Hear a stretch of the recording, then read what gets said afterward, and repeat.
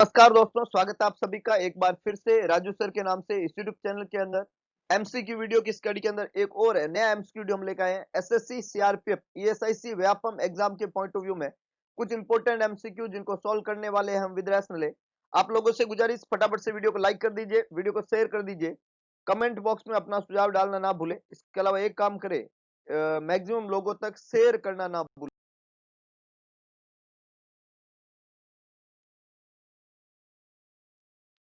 First question है, the physician has schedule A Vipul procedure for a client with pancreatic cancer. We should recognize that the client cancer is located in. Easy question है। क्या कह रहा है question कि physician ने schedule किया है विपल प्रोसीजर। अब क्वेश्चन ने आपको पूछा है पैनक्रियाटिक कैंसर के अंदर करते हैं विपल प्रोसीजर, तो आपके अनुसार जो है लोकेशन कहां रहेगी, है ना? जो कैंसर की लोकेशन है वो कहां है? अगर पैनक्रियाटिक कैंसर है और उसमें विपल प्रोसीजर कर रहे हैं तो जो कैंसर है उसकी लोकेशन कहां है? The tail of the pancreas, the head of the pancreas, the body of the pancreas, the entire pancreas. चार ऑप्शन यहां पे लिखे हुए हैं।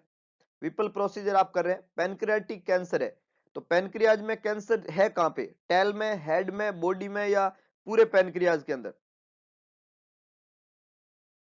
फटाफट से जवाब लिखिएगा। बहुत बढ़िया, बहुत बढ़िया, कुछ लोगों ने जवाब दिया है, बहुत अच्छे, very good. The Vipul procedure जो है वो परफॉर्म किया जाता है जब कैंसर की लोकेशन कहां होती है? Head of the pancreas. Yes, very good, B बिल्कुल करेक्ट आंसर है।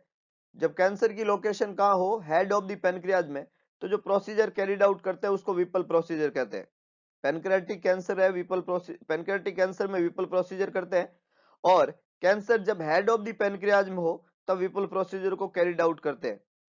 Tell of the pancreas, body of the pancreas और एंटायर पैनक्रियाज, यहाँ पे खोटा जवाब है। बी बिल्कुल करेक्ट आंसर है। मैक्सिमम लोगों ने बिल्कुल सही जवाब दिया, बहुत ही बढ़िया, बहुत ही शानदार। आगे लेके चलता हूं, नेक्स्ट देखिएगा, नेक्स्ट देखिएगा। A client with child with cystic fibrosis is being treated with inhalation therapy with Dornes alpha. Dornes alpha जो है ये मेडिकेशन है, इनहेलेशन थेरेपी के द्वारा उसका ट्रीटमेंट चल रहा है। उसमें मेडिकेशन डोरनास अल्फा काम में ली जा रही है। बीमारी जो बच्चे को है वो सिस्टिक फाइब्रोसिस है। साइड इफेक्ट पूछा है मेडिकेशन का, क्या साइड इफेक्ट रहेगा? डोरनास अल्फा जो कि पल्मोनजाइम के नाम से आती है, उसका मोस्ट कॉमन साइड इफेक्ट क्या रहेगा? फार्माकोलॉजी का क्वेश्चन है, इंपॉर्टेंट क्वेश्चन है। सिस्टिक फाइब्रोसिस एक ऑटोसोमल रिसेसिव डिसऑर्डर है, और ये बीमारी जो है वो एक्सोक्राइन ग्लैंड का डिसऑर्डर है। एक ऑटोसोमल रिसेसिव डिसऑर्डर है, एक्सोक्राइन ग्लैंड का डिसऑर्डर है सिस्टिक फाइब्रोसिस, जिसके अंदर ग्लैंड जो है उसके द्वारा सिक्रीशन होते हैं, थिन सिक्रीशन, वो पूरी बॉडी के सिक्रीशन थिक हो जाते हैं, है ना? थिन सिक्रीशन क्या हो जाते हैं? थिक हो जाते हैं, और उसकी वजह से वहां पे इंफेक्शन डेवलप होने शुरू हो जाते हैं। मल्टीपल ऑर्गन अफेक्ट होते हैं इस बीमारी के अंदर। बीमारी का नाम है सिस्टिक फाइब्रोसिस। अब जब रेस्पिरेटरी इन्वॉल्वमेंट होता है तो रेस्पिरेटरी निमोनिया और ये प्रॉब्लम डेवलप होनी शुरू होती है, तो उन थिक सिक्रीशन को थिन करने के लिए रेस्पिरेटरी जो है ट्रीटमेंट थेरेपीज काम में लिए जाते हैं, जिसमें इनहेलेशन थेरेपी बहुत इफेक्टिव होती है। तो यहाँ पे इनहेलेशन थेरेपी के तौर पे डोरनास अल्फा जो है वो यूज किया जा रहा है, पल्मोनजाइम के नाम से इसको जानते हैं। उसका साइड इफेक्ट पूछा है। फर्स्ट ऑप्शन है वेट गेन, सेकंड है हेयर लॉस, थर्ड है सोर थ्रोट, और लास्ट है ब्रिटल नेल। चार ऑप्शन यहाँ पे लिखे हुए। डोरनास अल्फा के साइड इफेक्ट पूछे। बहुत बढ़िया, बहुत बढ़िया, बहुत इंपॉर्टेंट है, समझ लीजिएगा। ये जब मेडिकेशन इनहेलेशन फॉर्म में दी जाती है तो तीन मोस्ट कॉमन साइड इफेक्ट इस दवाई के रहते हैं। डोरनास अल्फा की वजह से लेरिंजाइटिस होता है ना? लेरिंजाइटिस होता है इस दवाई की वजह से, ये इसका साइड इफेक्ट है। डोरनास अल्फा दवाई जब इनहेलेशन फॉर्म में दी जाती है तो लेरिंजाइटिस के अलावा जब लेरिंग्स का इन्फ्लेमेशन होता है, हॉर्सनेस ऑफ वॉइस देखने को मिलती है, हॉर्सनेस ऑफ वॉइस, और इसके अलावा सोर थ्रोट, इसके अलावा देखने को मिलता है सोर थ्रोट। तीन कॉमन साइड इफेक्ट है, लेरिंजाइटिस, हॉर्सनेस ऑफ वॉइस और सोर थ्रोट। डोरनास अल्फा पल्मोनजाइम काम में लिया जा रहा है, तो यहाँ पे करेक्ट आंसर क्या बनेगा? C, sore throat. Very good. Weight gain, hair loss और ब्रिटल नेल खोटे जवाब है। सी बिल्कुल करेक्ट आंसर है। सोर थ्रोट, डोरनास अल्फा दवाई का साइड इफेक्ट सोर थ्रोट वहां देखने को मिलेगा। C is the correct one. A, B और डी तीनों ही खोटे जवाब है। बहुत ही बढ़िया, बहुत ही शानदार। आगे लेके चलता हूं, नेक्स्ट देखिएगा, नेक्स्ट देखिएगा।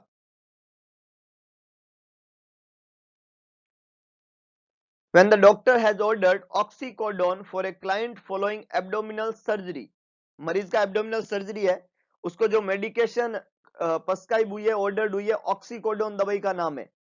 Primary objective of nursing care for the client receiving an opioid analgesic. Opioid analgesic जो भी मरीज रिसीव कर रहा है, ऑक्सीकोडोन एक ओपियोइड एनाल्जेसिक है. जो भी मरीज को ओपियोइड एनाल्जेसिक दिया जा रहा है, उस मरीज में प्राइमरी ऑब्जेक्टिव क्या रहेगा? As a care giver, what is the primary objective for the client who is receiving opioid analgesic? और नाम है ओपियोइड एनाल्जेसिक का यहाँ पे ऑक्सीकोडोन. एब्डोमिनल सर्जरी के बाद में ये दवाई दी जा रही है. आपको ये बताना है कि कौन सा कॉमन जो है केयर के अंदर कॉमन पॉइंट इंक्लूड करेंगे जिस भी मरीज को ओपियोइड एनाल्जेसिक दिया जा रहा है. Prevent addiction, alleviate pain, facilitate mobility और प्रिवेंट नोजिया. चार जो आप यहाँ पे लिखे हुए हैं. ओपियोइड एनाल्जेसिक ऑक्सीकोडोन आप मरीज को दे रहे हैं. पहला ऑब्जेक्टिव क्या है क्लाइंट का जो ओपियोइड एनाल्जेसिक रिसीव कर रहा है? अगर आप दे रहे हो ये, तो पहला ऑब्जेक्टिव क्या? फर्स्ट ऑब्जेक्टिव, ओपियोइड एनाल्जेसिक क्यों देते हैं? फटाफट से जवाब लिखिएगा.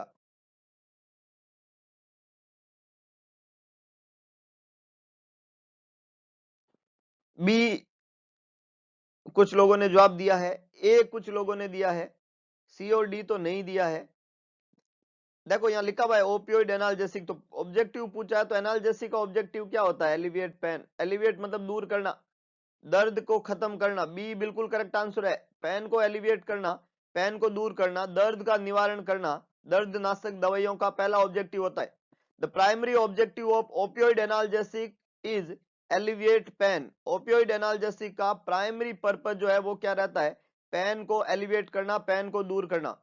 ऑक्सीकोडोन एक ओपियोइड एनाल्जेसिक है जो यूज किया जा रहा है और इस दवाई का प्राइमरी पर्पस है एलिविएट ऑफ पेन. तो बी यहाँ पे करेक्ट आंसर है. एडिक्शन को प्रिवेंट करना, फैसिलिटेट मोबिलिटी या प्रिवेंट नोजिया इस दवाई का प्राइमरी ऑब्जेक्टिव नहीं है. हालांकि ओपियोइड एनाल्जेसिक देने से एडिक्शन प्रिवेंट नहीं होता, एडिक्शन होता है. तो ये तो बिल्कुल उल्टा दिया हुआ है. मोबिलिटी इससे फैसिलिटेट नहीं होती है, इससे मोबिलिटी कम होती है. मरीज जो है वो थोड़ा जो है हम कह सकते हैं सेंट्रल नर्वस सिस्टम उसका सप्रेस होता है तो स्लीपी हो जाता है और इससे नोजिया होता है, नोजिया प्रिवेंट नहीं होता है. तो तीन ऑब्जेक्टिव है ही नहीं. एक बी ऑप्शन ही इसका ऑब्जेक्टिव है, पेन को एलिविएट करना, दूर करना, दर्द का निवारण करना. प्राइमरी पर्पज है ओपियोइड एनाल्जेसिक का. ऑक्सीकोडोन दवाई का नाम है. बहुत बढ़िया. सबसे बड़ा नाम है ओपियोइड एनाल्जेसिक के अंदर मॉर्फिन. सबसे बड़ा नाम जो ओपियोइड एनाल्जेसिक में वो किसका है? मॉर्फिन का. और ये बहुत बड़ा नाम है. 10 मिलीग्राम इंजेक्टेबल फॉर्म में अवेलेबल होता है. मॉर्फिन टैबलेट फॉर्म में भी अवेलेबल होता है. मॉर्फिन दवाई जिसको भी दी जाती है उसको रेस्पिरेटरी डिप्रेशन है ना, बहुत ज्यादा मेजर इश्यू रहते हैं तो उसको मैनेज करना बहुत जरूरी है. तो यहाँ पे करेक्ट आंसर बी बनेगा साहब. आगे लेके चलता हूं. नेक्स्ट देखिएगा, नेक्स्ट देखिएगा.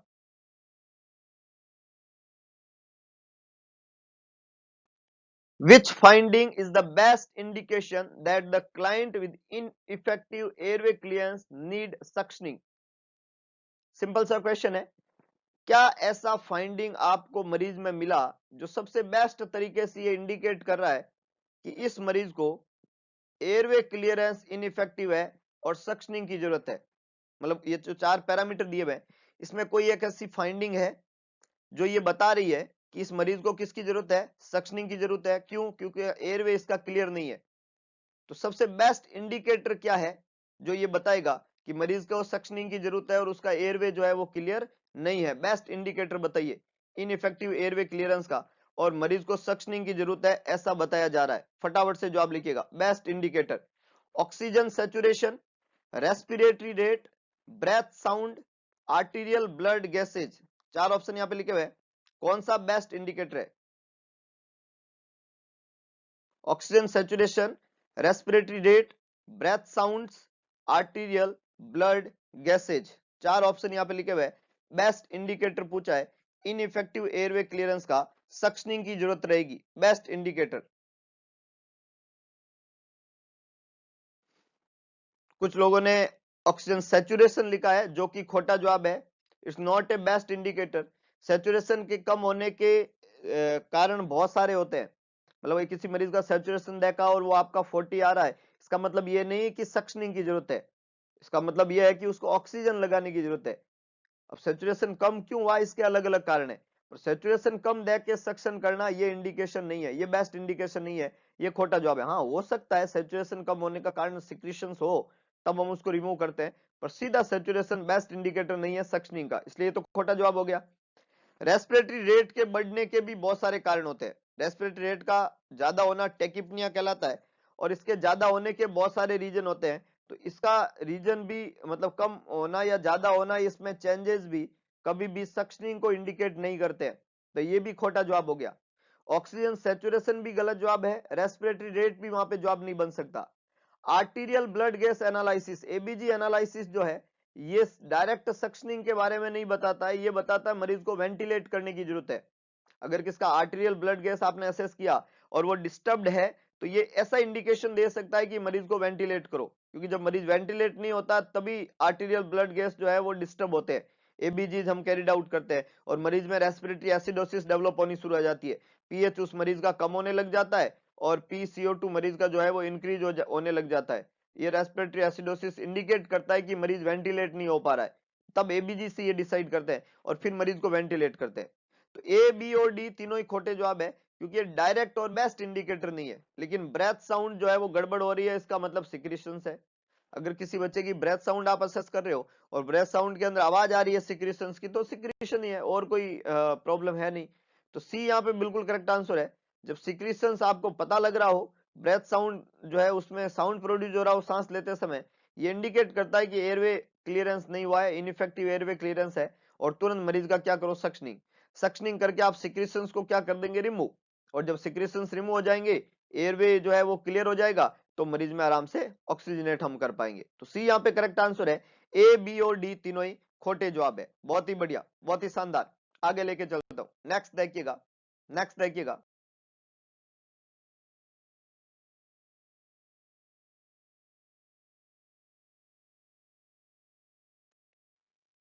A client with tuberculosis has a prescription for ethambutol.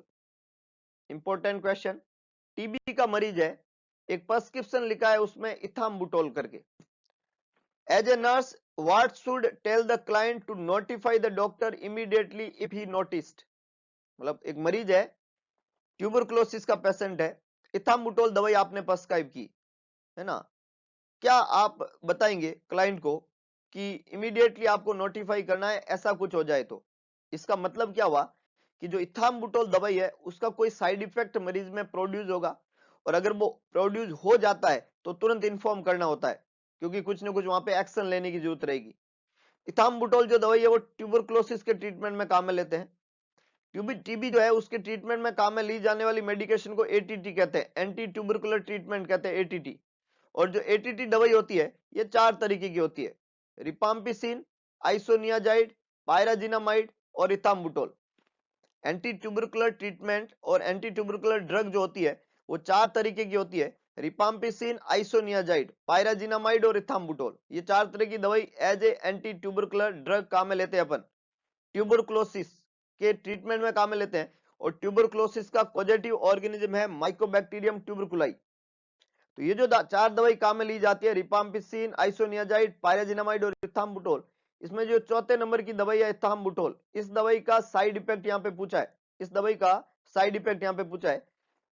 इथाम्बुटोल दवाई जिस भी मरीज को दी जाती है उसमें क्या मरीज को नोटिस करना है, gastric distress, changes in hearing, red discolouration of body fluids, changes in colour vision.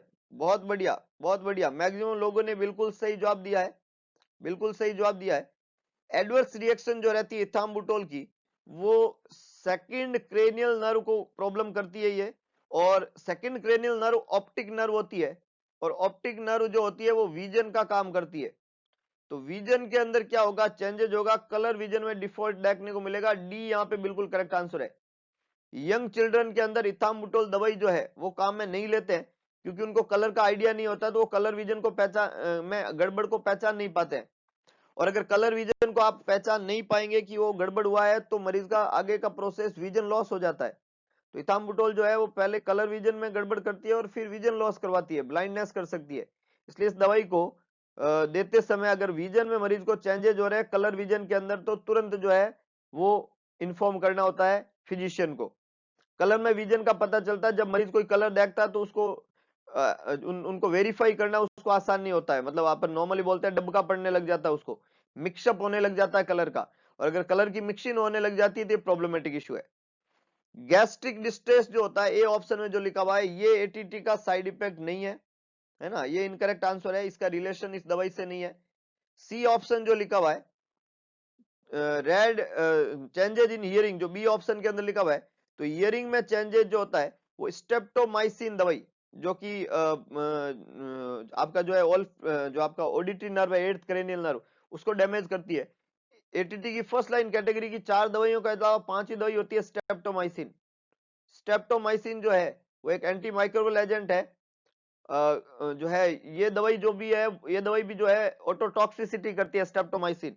Amino glycoside group की दवाई है, पूरा एक ग्रुप है फार्माकोलॉजी में हम पढ़ते हैं, उसकी दवाई स्ट्रेप्टोमाइसिन, और ये दवाई हियरिंग में प्रॉब्लम करती है, तो एट्थ क्रेनियल नर्व को अफेक्ट करती है, इसलिए हियरिंग में डिफॉल्ट होता है, ये पूछा हुआ क्वेश्चन है। तो ये स्ट्रेप्टोमाइसिन दवाई का काम होता है। और रेड डिस्कलरेशन ऑफ फ्लूइड जो है वो रिपाम्पिसिन की वजह से होता है, जो इस कैटेगरी के अंदर सबसे इंपॉर्टेंट दवाई मानी जाती है रिपाम्पिसिन, सबसे ज्यादा माइक्रो साइडल एक्शन होता है रिपाम्पिसिन का, तो ये रिपाम्पिसिन का काम होता है, जो सी ऑप्शन में लिखा हुआ है। तो ए, बी और सी तीनों ही खोटे जवाब है, डी यहाँ पे बिल्कुल करेक्ट आंसर है। इथाम्बुटोल का जो इमीडिएट और जो इंपॉर्टेंट साइड इफेक्ट है वो है चेंजेस इन कलर विजन। बहुत ही बढ़िया, बहुत ही शानदार, आगे लेके चलता हूं। नेक्स्ट देखिएगा, नेक्स्ट देखिएगा,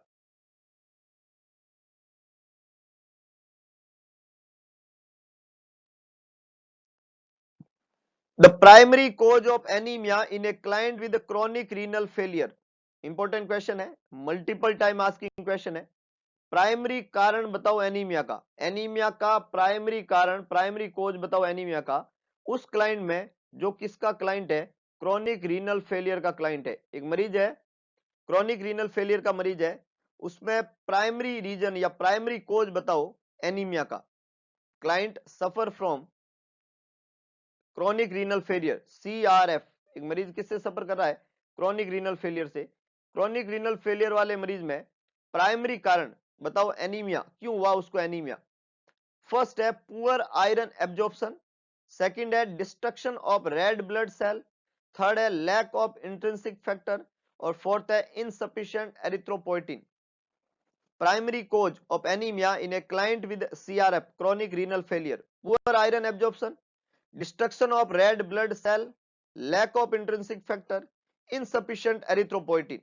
फटाफट से अपना जवाब लिखिएगा, which is the correct one, primary cause of anemia in a client with CRF। बहुत बढ़िया, बहुत बढ़िया, मैक्सिमम लोगों ने बिल्कुल सही जवाब दिया है। रीनल फेलियर वाले मरीज के अंदर एरिथ्रोपोइटिन का सिंथेसिस होना बंद हो जाता है ना, जो डी ऑप्शन में लिखा हुआ है इनसफिशिएंट एरिथ्रोपोइटिन। तो रीनल फेलियर वाले मरीज में, सीआरएफ वाले मरीज में एरिथ्रोपोइटिन जो है वो बनना बंद हो जाता है, और जब एरिथ्रोपोइटिन नहीं बनेगा, इनसफिशिएंट एरिथ्रोपोइटिन रहेगा, तो उसकी वजह से मरीज में एनीमिया डेवलप होना शुरू हो जाता है।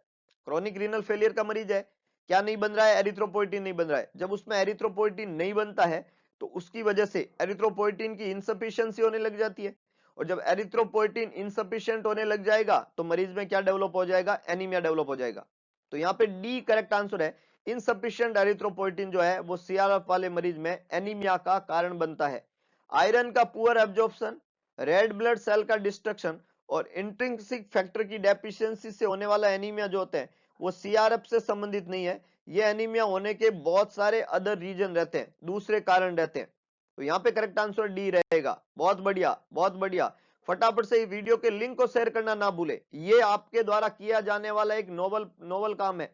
नोबल काम करें लाइफ के अंदर, है ना, एक बहुत इंपॉर्टेंट एस्पेक्ट है लाइफ के अंदर। जितना आप नोवेलिटी के साथ में काम करते हैं, जितना आप किसी दूसरे की भलाई के लिए काम करते हैं, डेफिनेटली आपकी सक्सेस रेट लाइफ में बढ़ जाती है। तो इनिशिएट करें एक नोबल वर्क और शेयर करें, मैक्सिमम लोगों तक अप्रोच करवाएं, जिससे मैक्सिमम लोग जो है वो इस एमसीक्यू सेशन का फायदा उठा सके। फटाफट से शेयर करें, शेयर करना बिल्कुल भी ना भूले। नेक्स्ट क्वेश्चन देखिएगा, नेक्स्ट क्वेश्चन देखिएगा,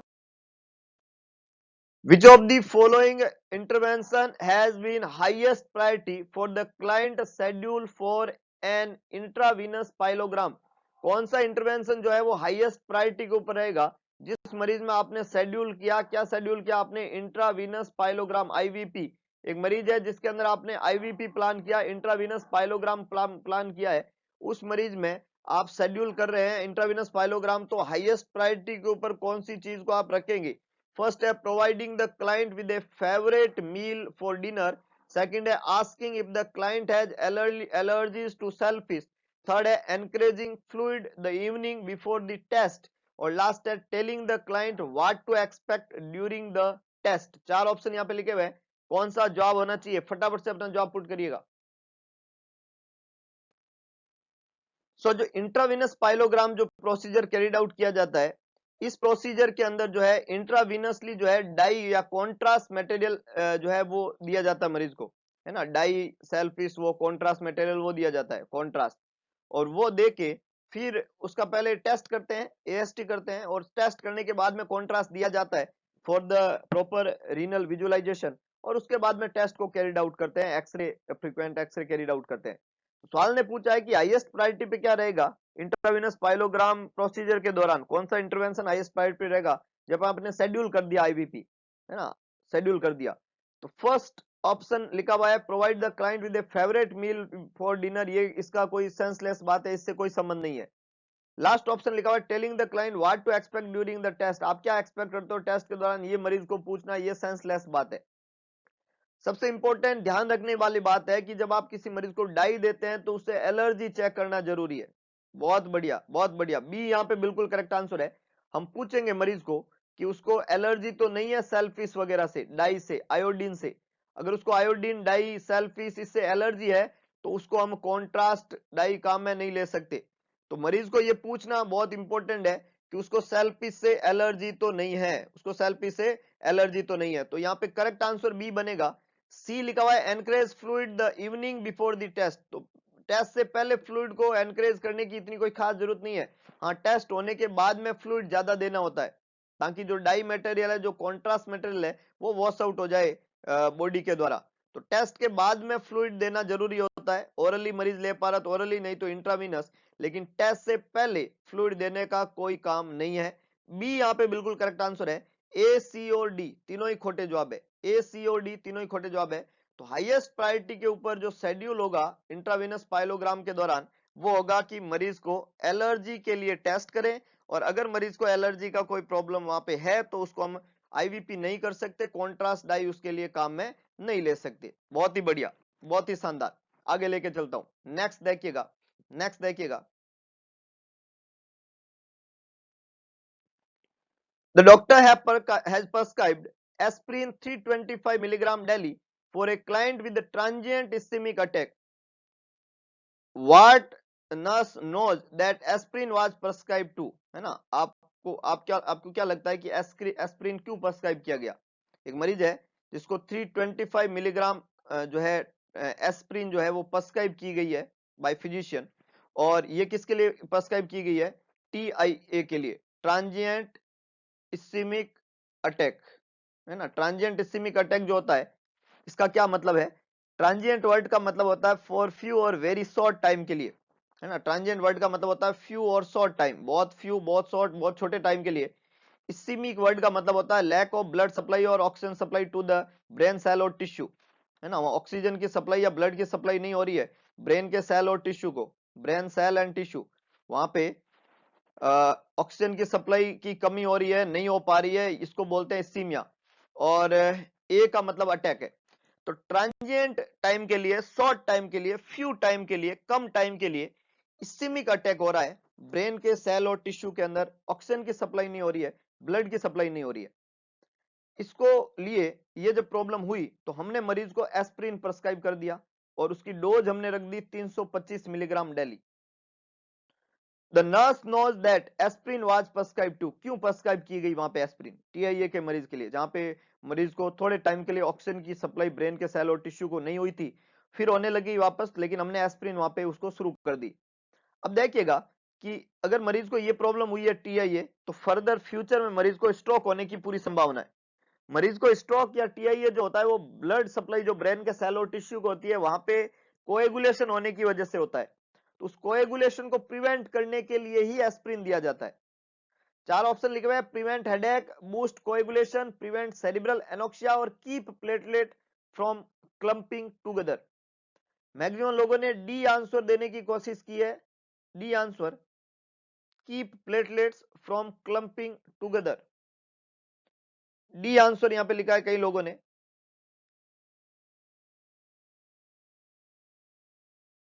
बहुत अच्छे। Which is the correct one? देखो, ये आपने दिया एस्प्रिन, तो हेडेक ट्रीट करने का पर्पज नहीं है। टीआईए में अगर एस्प्रिन शुरू कर रहे हो तो हेडेक पर्पज नहीं है। हालांकि एस्प्रिन एक एनाल्जेसिक है और उससे हेडेक ठीक होता है, लेकिन एक टीआईए हुआ है मरीज को और आप एस्प्रिन दे रहे हो तो आपका पर्पज हेडेक को ठीक करना नहीं है, हेडेक को प्रिवेंट करना नहीं है, कोएगुलेशन को बूस्ट करना नहीं है, कोएगुलेशन को इनिबिट करना होता है एस्प्रिन का पर्पज। बूस्ट करना मतलब कोएगुलेशन को बढ़ाना, तो ये बढ़ाता नहीं है, कोएगुलेशन को कम करता है, कोएगुलेशन नहीं होने देता है। और सेरिब्रल एनोक्सिया को प्रिवेंट एस्प्रिन नहीं करती है, ऑक्सीजन लगानी पड़ती है, सेरिब्रम में ऑक्सीजन की कमी को ऑक्सीजन पूर्ति करती है। लेकिन ये दवाई जो है वो प्लेटलेट को क्लम्पिंग होने से प्रिवेंट करेगी, है ना, ये प्लेटलेट को क्लम्पिंग टुगेदर होने से प्रिवेंट करेगी, है ना, prevent platelet from clumping together. Keep की जगह प्रिवेंट, प्रिवेंट करेगी, not keep, prevent platelet from clumping together. अगर प्लेटलेट का क्लम्पिंग नहीं होगा तो क्या नहीं बनेगा, प्राइमरी प्लेटलेट प्लग नहीं बनेगा, और प्राइमरी प्लेटलेट प्लग नहीं बनेगा तो थ्रोम्बस नहीं बनेगा। ये बहुत इंपॉर्टेंट कंसेप्ट है। तो डी यहाँ पे करेक्ट आंसर है। प्लेटलेट को क्लम्पिंग टुगेदर नहीं होने देगी, प्लेटलेट को आपस में क्लम्प्ड नहीं होने देगी एस्प्रिन दवाई।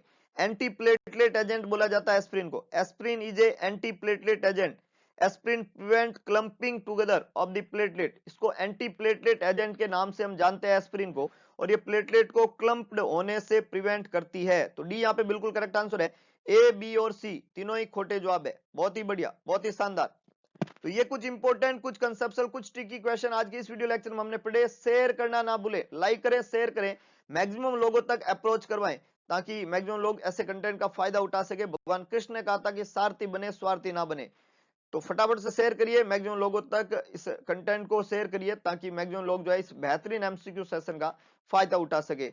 तो मिलते हैं दोबारा एक नई एनर्जी, नए एमसीक्यू सेशन के साथ में। कुछ इंपोर्टेंट, कुछ ट्रिकी, कुछ कंसेप्चुअल एमसीक्यू। अभी तक आपने रजिस्टर्ड नहीं किया है तो एमडी सर के द्वारा संचालित नोबल नर्सिंग इंस्टीट्यूट में खुद का रजिस्ट्रेशन कंफर्म करें, है ना, विद ग्रेट फैकल्टीज। एक इंपॉर्टेंट प्लेटफॉर्म है, तो वहां पे रजिस्ट्रेशन करें जल्दी से जल्दी ताकि आप एक बेहतरीन एजुकेशन का फायदा उठा सके, नोबल नर्सिंग इंस्टीट्यूट। तो मिलते हैं दोबारा एक नई एनर्जी के साथ में, तब तक के लिए जय हिंद, जय भारत, जय महाकाल।